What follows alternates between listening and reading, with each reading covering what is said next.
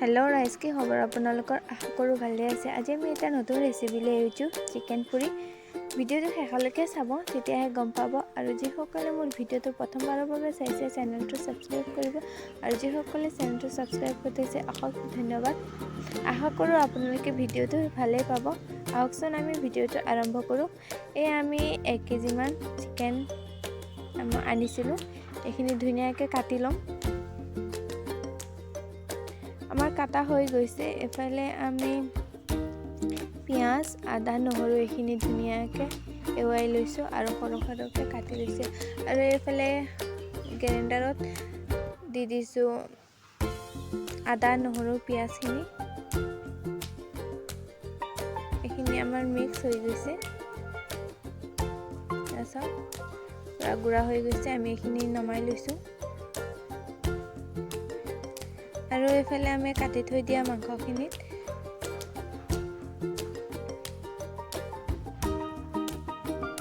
পিঁয়াজ দি দিছোঁ।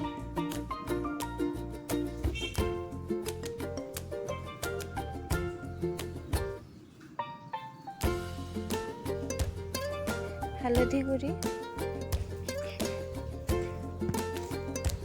জলকীয়া গুড়ি, চিকেন মছলা, জিৰা গুড়ি আৰু নিমখ। সোৱাদ অনুসৰি নিমখ দি ল'ব। এইখিনি আমি ধুনীয়াকৈ মোহাৰি ল'ম।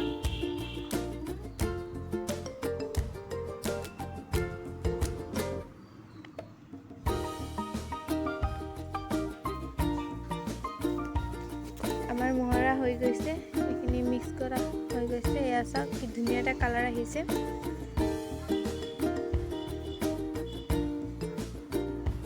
এইফালে কেৰাহীটো বহাই দিছোঁ। আমি তেল দি দিম।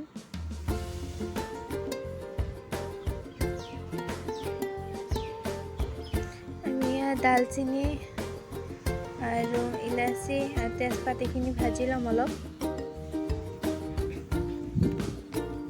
আৰু আমি আদা, নহৰু, পিঁয়াজ এইখিনি যে গুড়ি কৰি লৈছিলোঁ এইখিনি দি দিছোঁ।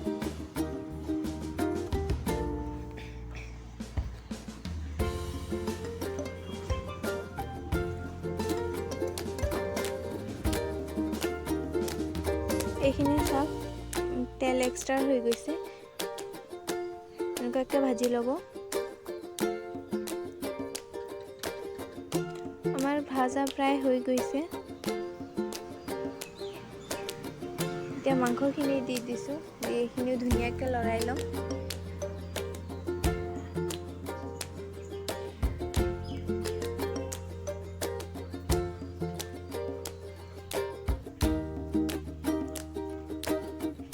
ভিডিওটো যদি ভাল পাইছে এতিয়া কমেণ্ট কৰি জনাব আৰু এটা লাইক কৰি দিব।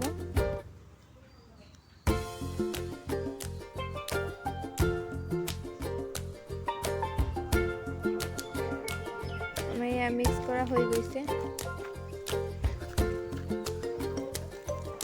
2 মিনিটমান ভাজাৰ পাছত এয়া চাওক তেলখিনি এক্সট্ৰা হৈ গৈছে। আমি গেছটো একেবাৰে কমাই ৰাখিছোঁ।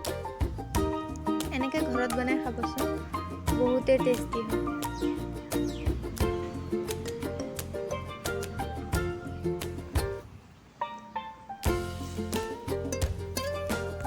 আৰু আমি ইয়াত 1 কাপমান পানী দি দিছোঁ।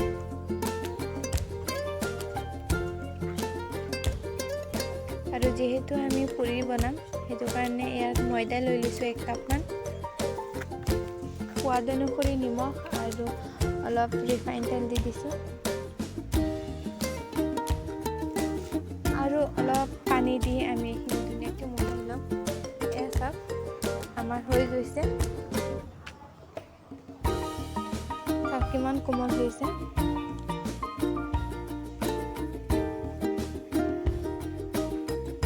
আমাৰ ইয়াত 6টা হৈছে। আৰু এইফালে আমাৰ তৰকাৰীখিনি হৈ গৈছে।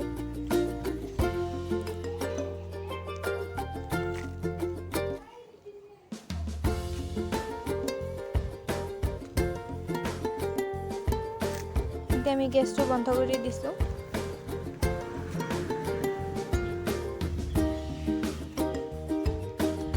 ইমান ধুনীয়া চেণ্ট ওলাইছে আৰু এইফালে আমাৰ পিঠাখিনি বেলি হৈ গৈছে। মই নতুন ৰান্ধনি, সেইটো কাৰণে পিঠাখিনি এনেকুৱা হৈছে। আৰু এয়া চাওকচোন, তেলত দিছোঁ পিঠাখিনি কেনেকুৱা হৈ গৈছে।